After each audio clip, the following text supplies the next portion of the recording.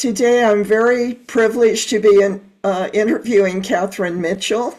I want to congratulate you for the publishing of your interview in Authority magazine about strategies for rebuilding trauma.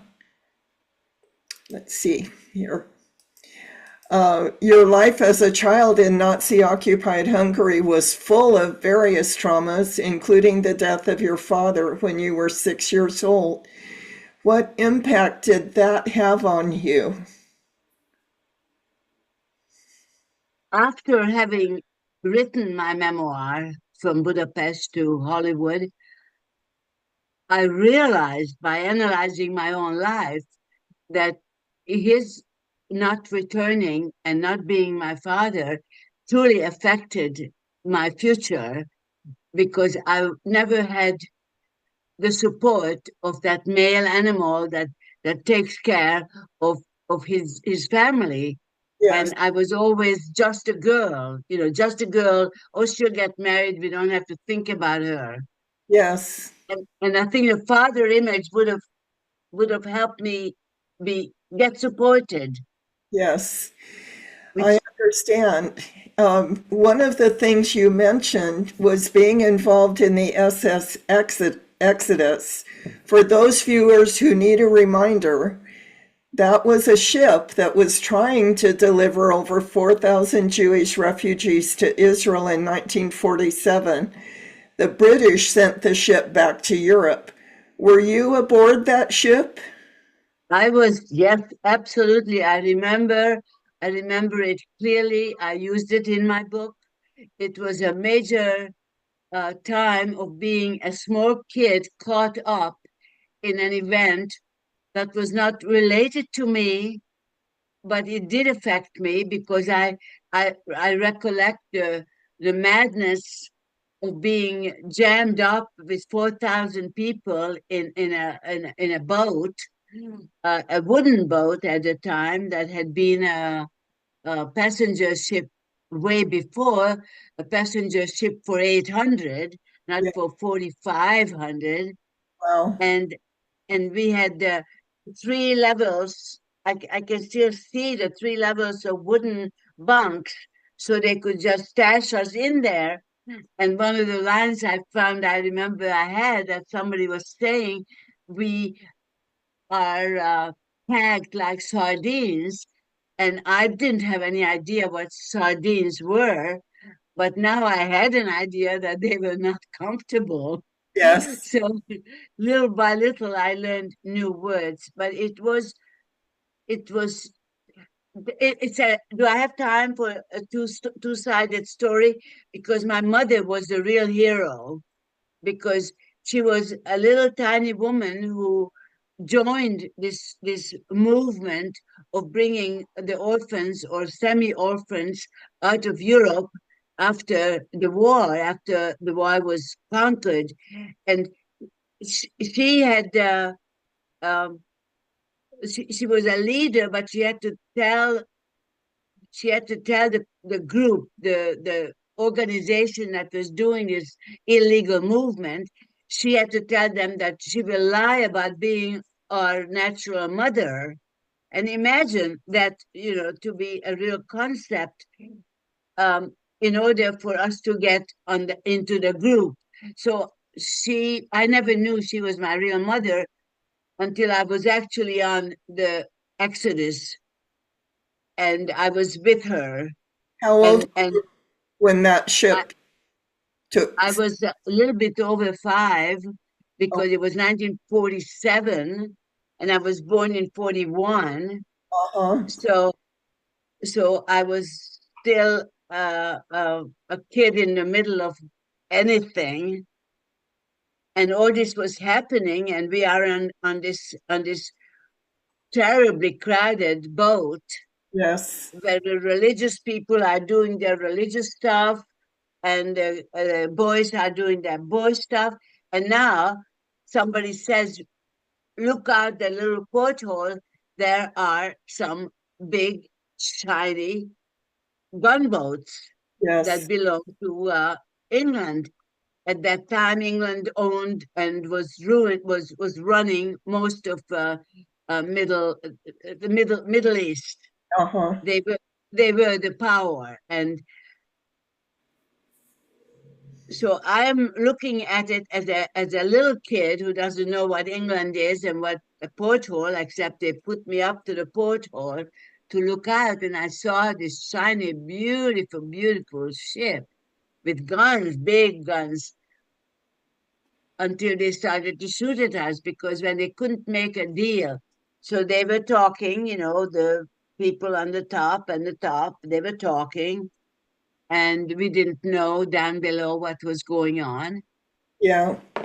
And then we lost that, so they started to shoot at this wooden boat that was some kind of a freighter of some type of some kind. And now I know about the tear gas because they weren't shooting us guns, they were shooting tear gas, but it still come through the portholes and through the walls as they broke everything. So my mother had to save a bunch of us by getting the wet towels on our faces until our ship, the Jewish refugee ship, accepted the loss. Finally gave up. The British turned that ship around and sent you back to Europe.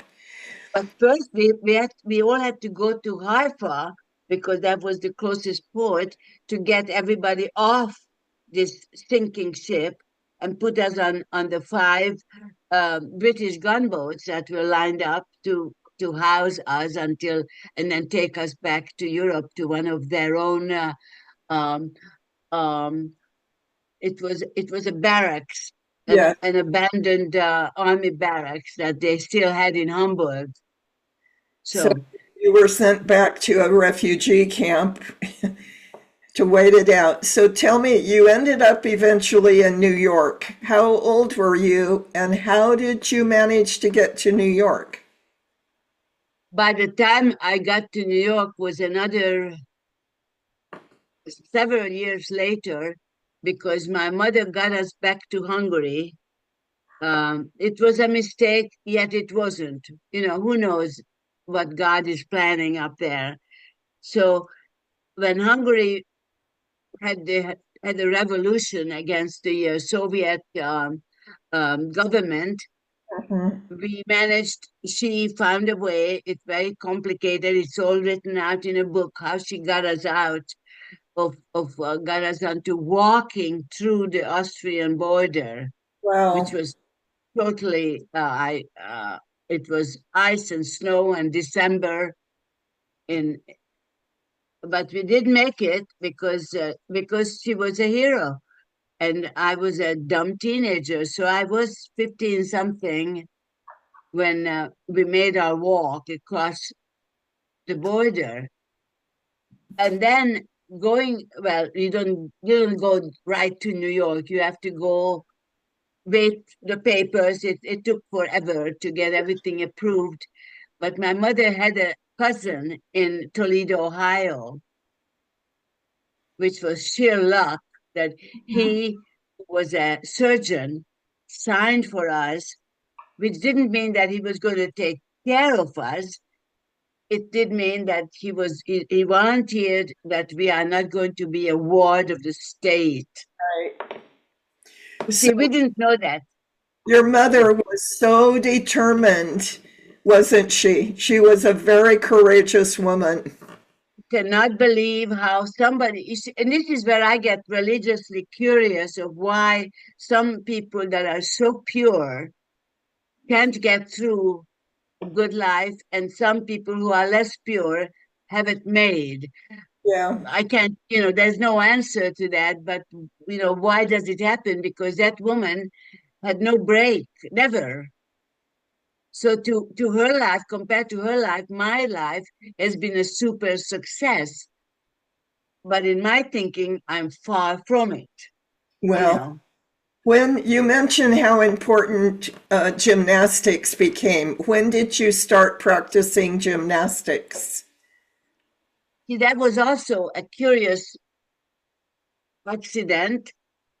in that after my ballet life was killed because of my poor heart, my brother had to take care of me one afternoon, and he belonged to this little club, this little athletic club in Budapest. And my mother said he has to take me from school and be with him until she gets out of work. So I went with him, and he was practicing his basketball team. But on the other side of the gymnasium was this little group of gymnasts, uh, guided by a recent former Hungarian Olympian gymnast. And she was a teacher and a coach for this bunch of little girls. So when they saw me sitting there waiting for my brother, she asked me if I wanted to join them. And you Oh, see, this was the most amazing thing that I didn't again realize until in retrospect. When she picked me out and I went and did my somersault and did their next exercises, I was way ahead of them because of my ballet experience.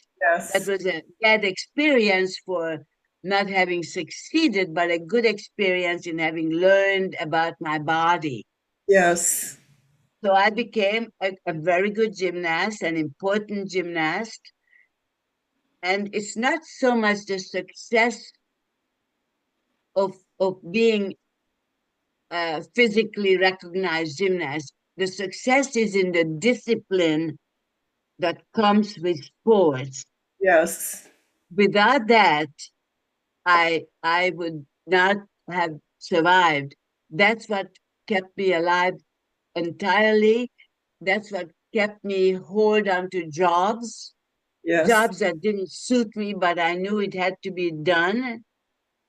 It's a whole. I don't know if I'm making much sense.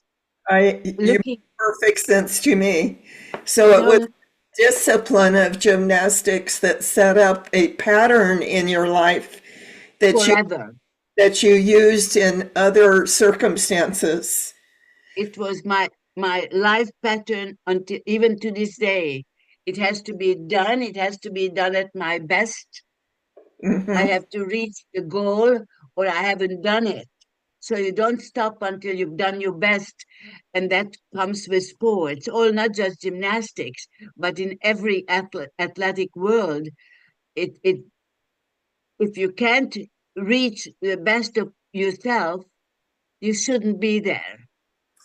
So having that standard of always doing your best, you eventually found your way to Hollywood, where you worked as an agent, a writer, a story analyst, and then published three romantic adventure novels.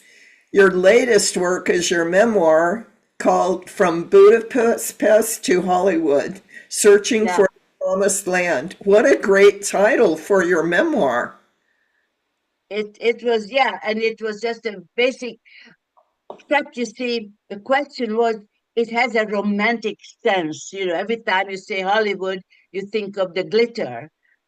And coming from Budapest, you think of the gabors and you think of the sexy woman that came out and became movie stars. They didn't become super duper brains, except for Hedy Lamarr. She was the one that was the scientist and also beautiful. But Yes, so looking back, hindsight is wonderful, but there's also a learning value there. And my learning value was that I know I wasn't beautiful. I have never been beautiful, but my brain was so happy. uh-huh, I, I was reading scripts. I was learning to write screenplays. I understood the vision of the camera, and I suddenly had a new life. yes. How And it You made gone. you made the statement that you have no expectations, but you demonstrate quite a bit of ambition. How do you separate expectations from ambition? Oh, that's a dynamite question. I don't think I've ever heard that one before. Uh,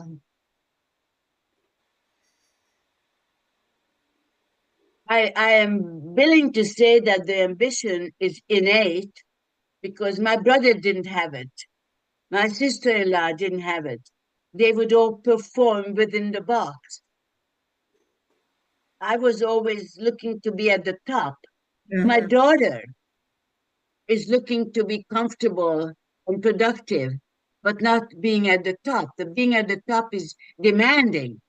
Yes. And I think that may be the difference between the ambition and the desire. I always had to be at the top. It was almost a little bit of a poison, maybe. Um, that was in my DNA. Mhm. I was there. I once I understood my place and the concept and the structure. I had to beat it all and be it. Mhm. That, So you drove yourself to learn everything you could learn about any given profession yes, so that you could be the best in that profession. yes. When I went into a law office as a receptionist, and I found out that if I type fast enough and transpose and transfer tapes to paper, I have a whole new profession. I was rushing out to the school, to the Valley College in Los Angeles, in Van Nuys, California, to learn about what does that mean to be a transcriber and to be in a law office. Mhm. So I learned in a 6 months course, Mhm. and then I went back. And so much time later, I was making 3 times the money I did on the same day that this happened to me. And I Yes. never, do you remember the movie? Of course, you remember the movie when Scarlett O'Hara says, "We'll never be hungry again." Yes. I did that. I did that to my little 8-year-old daughter. I got a profession. We'll never be hungry again. Yeah. It was the most exciting thing for me to feel Yes. that I am not nobody anymore. I am a legal secretary person, Yes. and I just kept getting better. So it was, you had the same kind of determination and commitment that your mother had to get you out of Hungary, but you used that commitment and determination to learn so that you could be at the top and never have to worry about your children being hungry. Yes, yes, and that was to me when now anybody asks me how I feel about myself, I think I have achieved the best I could Yes. without having the father and having the structure that would have made me the great film director, which was my original goal, and a great theater director.